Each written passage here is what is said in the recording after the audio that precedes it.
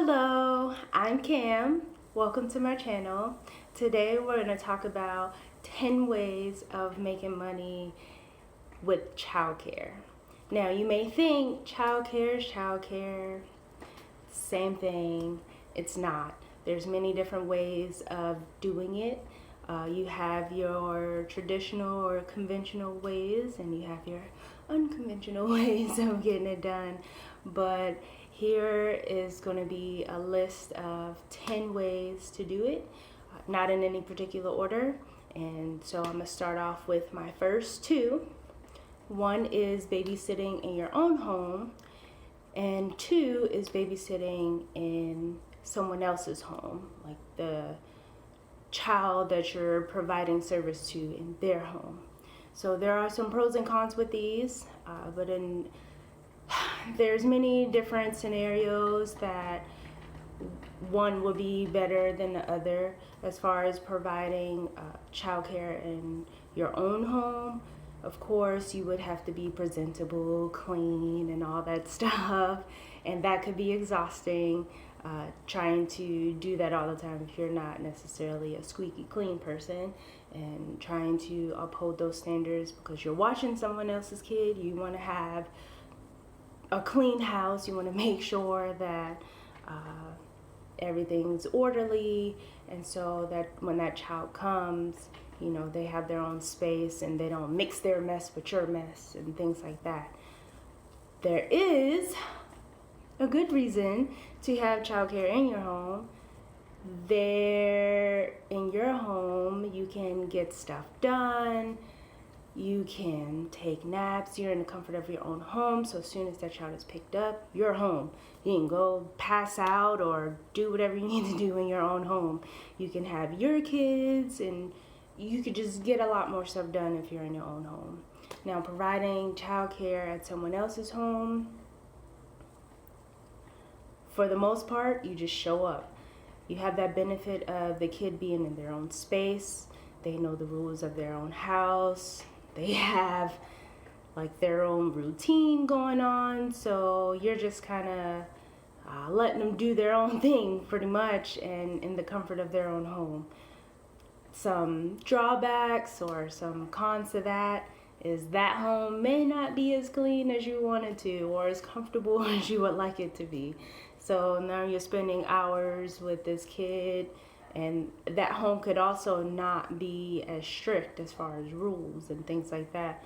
So you may be in this house, kids running crazy and leaving a mess everywhere, and it's just everything sticky. And yeah, I've actually been in a few of those type situations. But a reason why, people could need one or the other, as far as babysitting in your own home. Babysitting in general is a under the table type method of childcare. You're not licensed and things like that, but there's many different reasons why people may need a babysitter versus a licensed childcare provider. One situation that I've actually dealt with personally, I had a single mom of 5 who needed childcare for all 5 of her kids. Their ages range from 3 to 15, and then she needed drop off and pick up at 2 different schools, and to watch the toddler. Now there's no way she was going to find a facility to watch all 5 and pick up and drop off and be able to afford it. So for that school year, I helped her out, and everything was solid. I even helped her, as far as dinners, if she came and picked up too late, things like that. Like it was a nice situation for the both of us. I had kids around her age, so it's easy because they played, so things were great, and that's babysitting is those gray areas. It's those out of the norm realm of babysitting sometimes, or childcare. As far as babysitting at someone else's house, I had another scenario. I didn't end up doing it, but truck drivers. She needed someone to watch her. What she have? 4 kids, 3 kids? I don't know, 4. needed to watch her kids in her home for a week. And although I wasn't able to fill that position at that moment, that was just another thing out of the norm, because technically when you're talking about licensed daycare, they have all these rules about how long they're supposed to be under care and so many hours per day and things like that. And people don't always have family in town, so they need a stranger to help babysit, and no one's going to do that for free, so you got to pay them. So so babysitting works best in those outside of the norm situations, last minute situations, or even something consistent, just if they can't afford a licensed babysitter. And so that's 1 and 2. So 3 and 4, these are pretty self-explanatory. It's work in a daycare or youth center. That's 3. Or number 4, work in an in-home daycare center. So you have those hours may not be as flexible, and of course you would have to report to somebody, but this will give you a chance to get that experience under your belt. If you're not comfortable with working with children by yourself, you get that experience. You get to understand the whole process of daycare facilities and everything that comes along with it, working with parents, working with different age groups, things like that. So that's 3 and 4. Number 5 is to get a license and provide childcare in your own home. Now, with that being said, it'd be completely easy. It'd be so much easier if you have your own home, if you own your home, and you already have a kid. Reason being is because you provide permission to yourself to run a business like a daycare business in your home. And 2, you would probably more than likely have all the equipment you need to start the childcare business. So if you live in an apartment, I think most apartments, if not all of them, exclude you being able to do this. If you're renting a home, you can do it, but you have to get permission from the homeowner. And a lot of the case, they don't. I've tried this. I literally went through the entire process and realized that I had a page that the homeowner was supposed to sign. And I thought I just had to get it signed. I didn't think that she was going to tell me no. But long story short, she didn't want that happening in her house. And so be it. I couldn't get it. And so those could be challenging situations where you can't do it. And so, of course, the workaround of that would be babysitting. But if you own your own home and know that this is something that you're interested in doing, if you already have kids, or you don't, then you have to go out and buy all the toys and changing tables and socket protectors and all the cabinet protectors and all that safety stuff. You have to, of course, invest in all that, the little online training, the application, all things like that. But in the end, you get your flexible hours. You get to do this legally. You may have in-home checks, but all that, you'll have your own business. And so things you can write off, all that stuff. So that's another way to do it. Now, number 6 and number 7, nannying, right? So nanny is essentially you work for a family and pretty much work whenever they need you. Now, of course, you guys would set up a schedule or something like that, but you're pretty much working for one family and you're going to them, providing services for them and their family. And so number 6 would be nannying for money.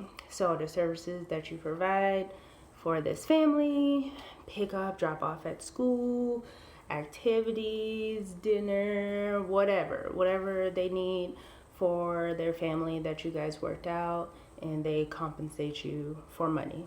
Number 7 is to be a nanny for something else. other than money. For example, room and board. I met this girl who told me the story about how like she lived in South Carolina, but she was trying to go to school out Texas. She got into the school, registered for her classes, all that, and still like last minute did not have a place to stay. Ended up coming in contact with this lady. She had 3 small kids. One is in which she just gave birth to, and she also had an extra room in her house. And so the girl ended up living there and being a living nanny for them in exchange for room and board and food for her to go to school. So essentially she went to school and came home and nannied.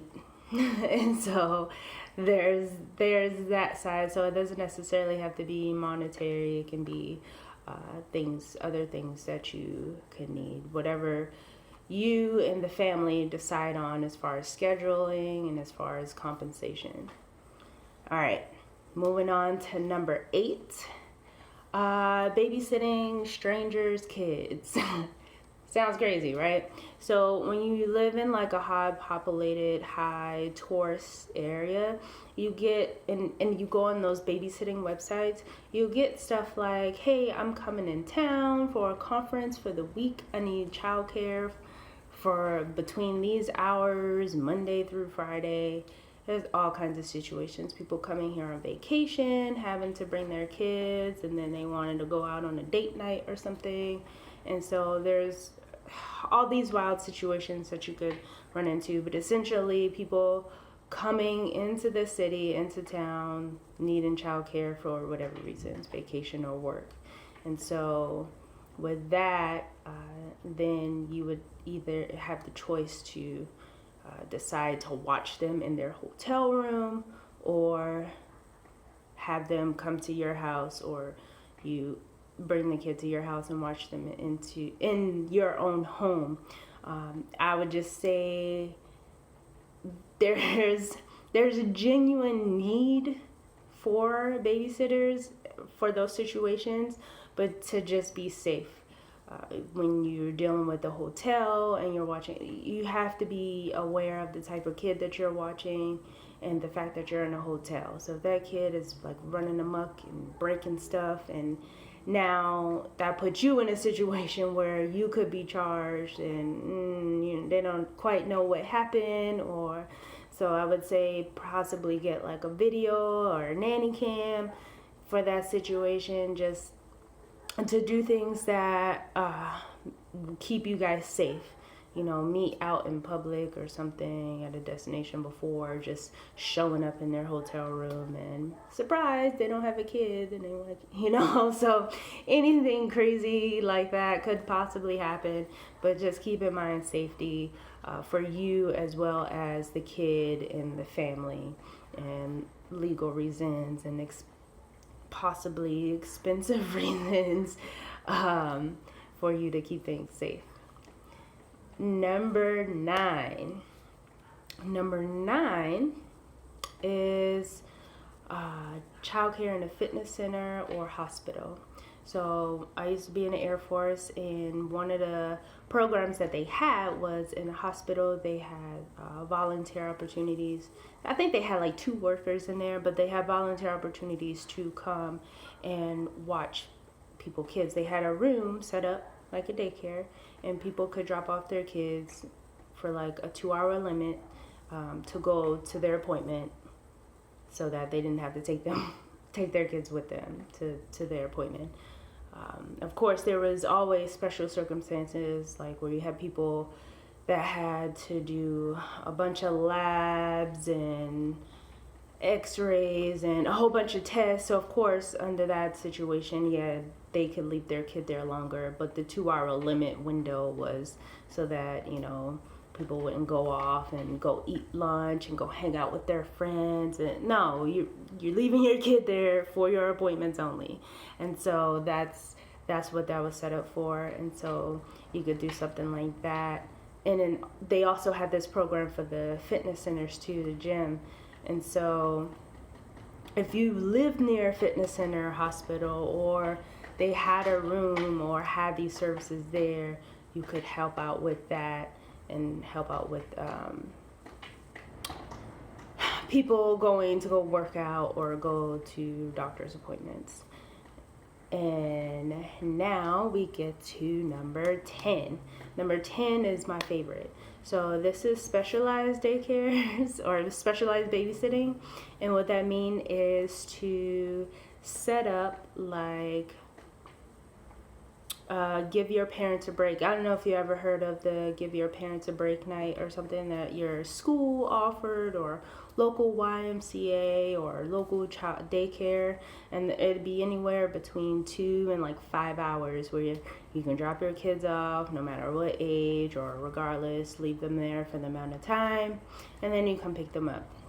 And sometimes it might happen like once a month or twice a month or something like that. And even they're starting to have those at like the trampoline, the jump houses and things like that. They're starting to have that at those too. And so that's a way to do childcare or do babysitting where it's not like something consistently every day.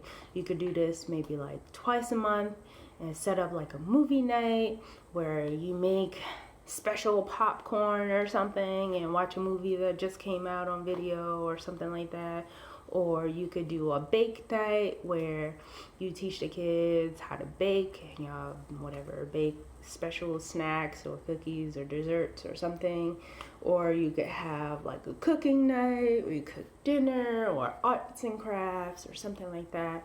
And so you can definitely be flexible with your time and just put some extra money in your pocket. Also, as well as like teaching kids stuff or having like this bonding time. You can have like a girls' night or different themes and all kinds of stuff like that. So those are pretty fun.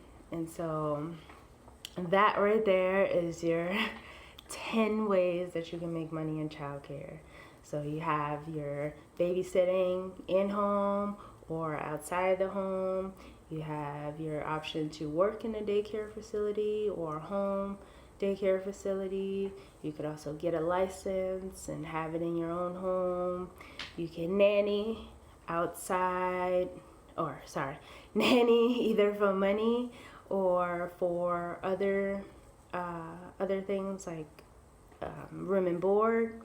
You can babysit downtown with their travelers' kids. You can babysit in a fitness center, hospital, or do the specialized daycare.